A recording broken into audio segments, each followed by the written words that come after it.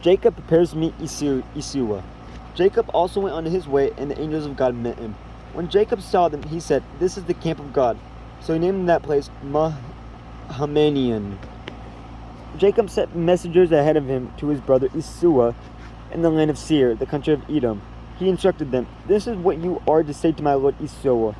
Your servant Jacob says, I have been staying with Laban and have remained there till now. I have cattle and donkeys, sheep and goats, male and female servants. Now I am sending this message to my lord that I may find favor in your eyes." When the messengers returned to Jacob, they said, "We went to your brother Esau, and now he is coming to meet you, and 400 men are with him." In great fear and distress, Jacob divided the people who were with him into two groups, and the flocks and herds and camels as well. He thought, if Esau comes and attacks one group, the group that is left may escape. Then Jacob prayed, "O God of my father Abraham, God of my father Isaac, Lord, you who said to me, 'Go back to your country and your relatives, and I will make you prosper.' I am unworthy of all the kindness and unfaithfulness you have shown your servant. I had only my staff when I crossed this Jordan, but now I have become two camps. Save me, I pray, from the hand of my brother Esau, for I am afraid he will come and attack me, and also the mothers with their children. But you have said, I will surely make you prosper, and will make your descendants like the sand of the sea, which cannot be counted."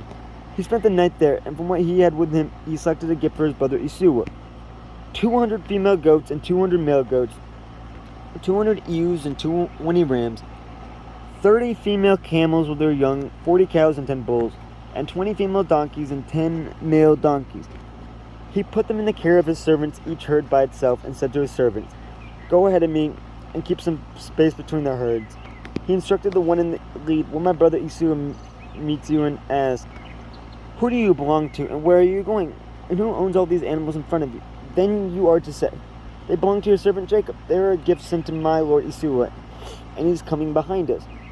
He also instructed the second, the third, and all the others who follow the herds. You are to say the same thing to Esau when you meet him.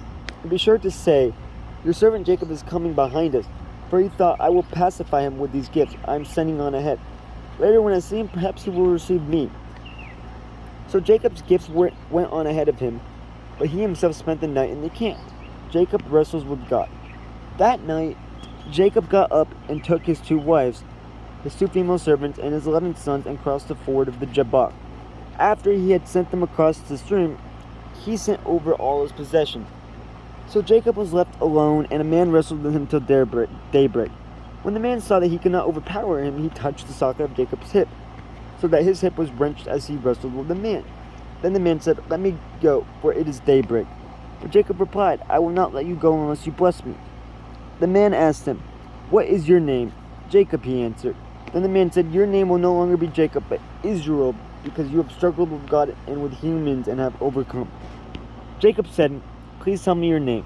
But he replied, "Why do you ask me my name?" Then he blessed him there. So Jacob called the place Peniel, saying, "It is because I saw God face to face, and yet my life was spared." The sun rose above him as he passed Peniel, and he was limping because of his hip.